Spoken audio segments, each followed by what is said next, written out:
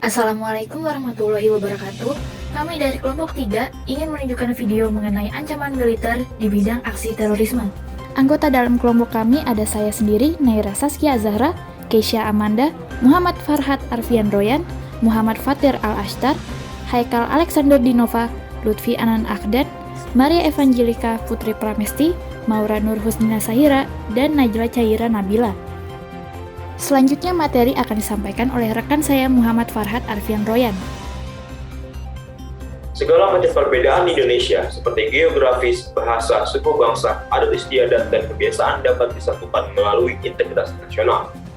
Integrasi nasional yang dibutuhkan untuk menjaga keutuhan negara Kesatuan Republik Indonesia sendiri telah menghadapi berbagai macam ancaman.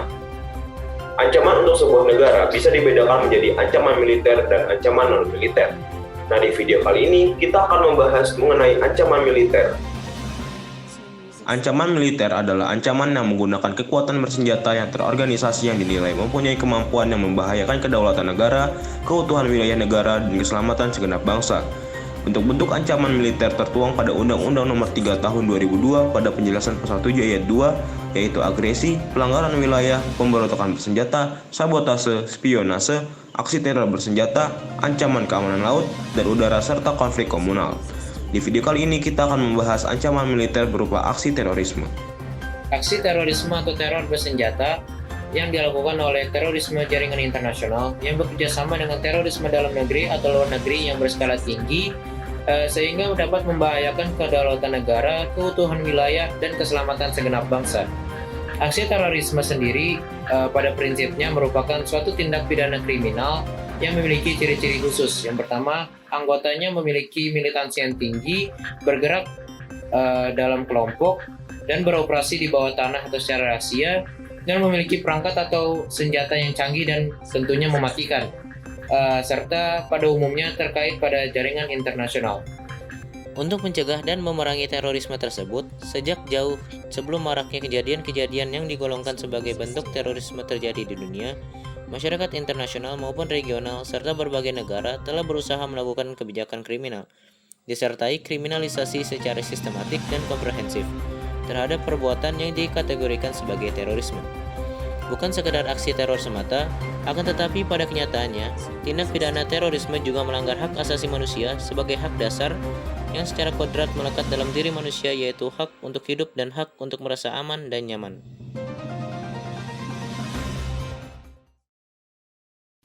Selanjutnya, kami akan memberikan contoh-contoh dari aksi terorisme di Indonesia. Dimulai dari contoh aksi terorisme di Indonesia pada tahun 2019. Berikut merupakan beberapa contoh dari aksi terorisme di Indonesia pada tahun 2019. Yang pertama, aksi teror bom Sibolga. Peristiwa ini dimulai dari penangkapan terduga teroris Husain alias Abu Hamzah atau AH di Sibolga, Sumatera Utara pada 12 Maret 2019. Husain diduga tergabung dalam jaringan teroris Jamaah Ansharud Daulah atau JAD yang berafiliasi dengan ISIS. Akibat aksi nekatnya menyebabkan sedikitnya 151 rumah warga rusak berat, sedang, dan ringan. Kemudian Solimah, istri terduga teroris Husain alias Abu Hamzah, melakukan aksi bunuh diri pada Rabu 13 Maret 2019 dini hari saat upaya penangkapan oleh Densus 88. Yang kedua, terdapat peristiwa di mana pada 17 Agustus 2019 di Polsek Wonokromo, Surabaya diserang oleh seseorang berinisial IM. Dengan modus berpura-pura ingin membuat laporan, IM yang berbekal senjata tajam pun menyerang seorang anggota polisi. Akibat dari aksinya, korban yang bernama Aibtu Agus Sumarsono mengalami luka sabetan senjata tajam di bagian kepala dan tangan. Kemudian terdapat peristiwa penusukan Wiranto. Penusukan itu terjadi di alun-alun Menes, Pandeglang, Banten pada 10 Oktober 2019. Peristiwa itu terjadi dengan cepat dan melukai 3 orang.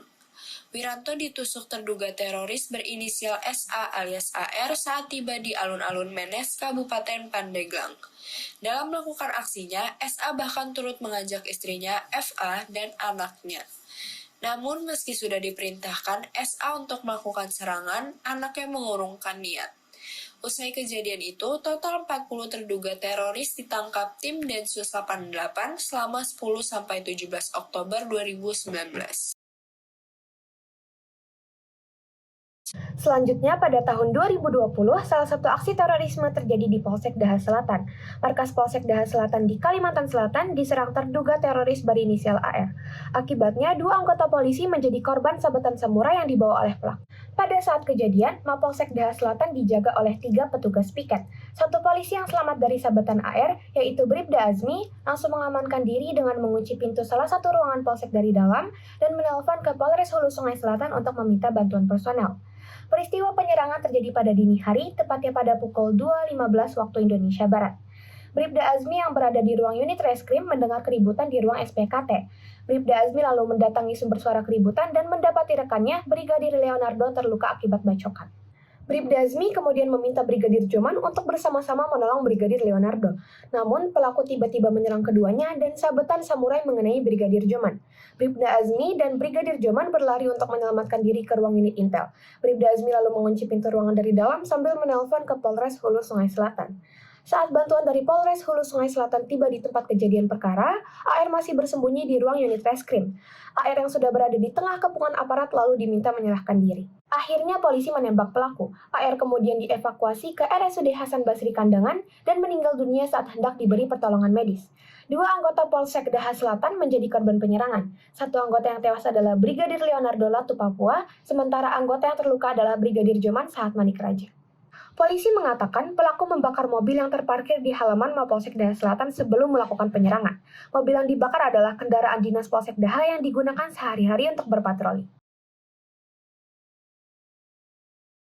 Tidak berhenti sampai tahun 2020.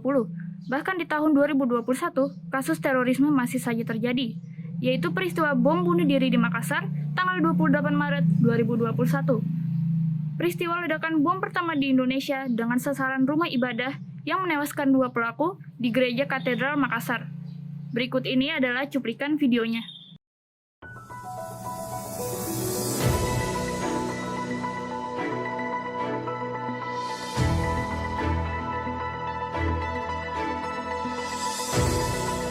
Kronologi dimulai ketika ledakan di Gereja Katedral Makassar terjadi pada pukul 10.28 WITA.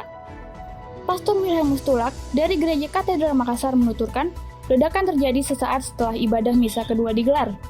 Saat itu terjadi sirkulasi jemaah misa antara mereka yang sudah selesai lalu pulang dan mereka yang datang untuk mengikuti jadwal misa selanjutnya. Wilhelmus menyebutkan, 2 orang pelaku pengeboman datang mendekat ke pintu masuk gereja dengan menaiki sepeda motor. Beruntung, gerak-geriknya sudah dicurigai dan petugas keamanan gereja berhasil mencegahnya masuk.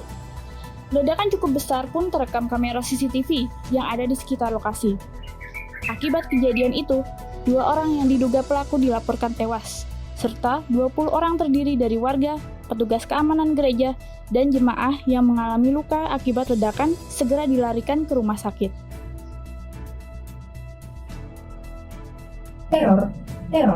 Teroris ada di mana-mana.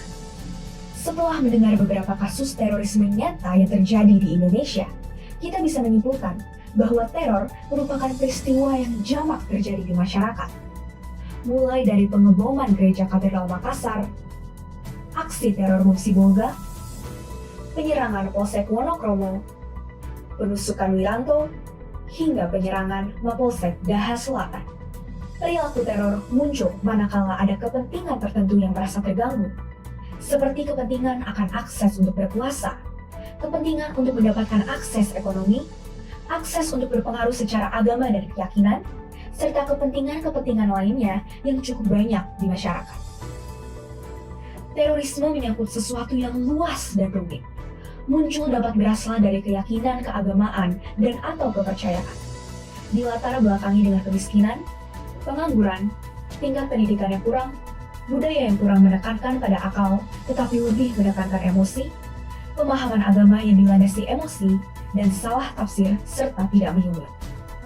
Aksi ini tidak dibenarkan di segi manapun. Tidak ada agama yang mengajarkan dan menghalalkan bom bunuh diri. Dari segi moral, hal ini juga salah. Dan segi hati nurani, orang-orang yang melakukan aksi teror ini mempunyai hati yang sesat. masyarakat diharapkan dapat membawa diri dalam lingkungan masyarakat. Selain itu, masyarakat juga harus waspada terhadap orang-orang yang sekiranya memang mencurigakan. Aksi teror ini dapat kita musnahkan jika masyarakat dapat melawan rasa takut mereka, bersatu dalam memerangi aksi teror tanpa melihat apa agama dia, apa ras dia, dan dari mana asalnya serta latar belakangnya. Dan jangan menyamaratakan apa yang pelaku teror dengan orang lain, karena apa yang dia gunakan adalah salah. Terima kasih banyak atas perhatiannya. Apabila ada perkataan yang salah dari kami, mohon dimaafkan. Sekian dari kami. Assalamualaikum warahmatullahi wabarakatuh.